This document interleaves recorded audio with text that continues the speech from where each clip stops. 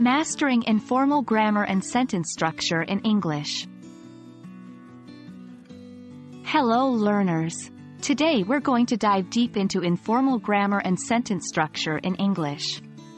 Informal language, also known as casual or colloquial language, is the kind of language we use in everyday conversations, text messages, or social media posts. Now, let's make our English communication more friendly and relatable.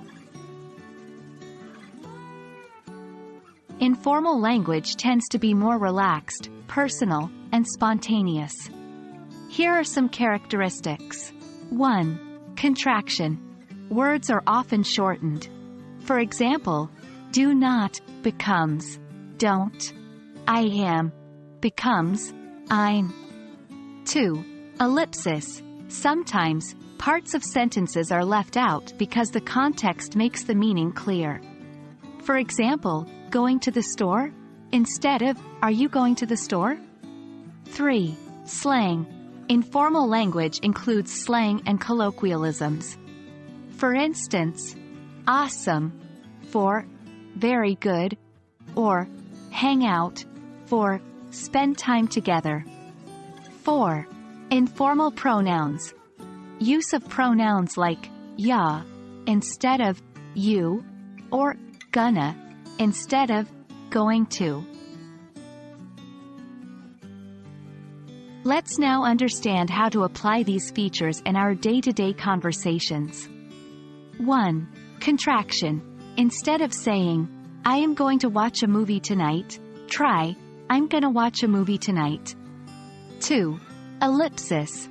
Instead of asking, what are you doing? You can just say, doing what? 3. Slang.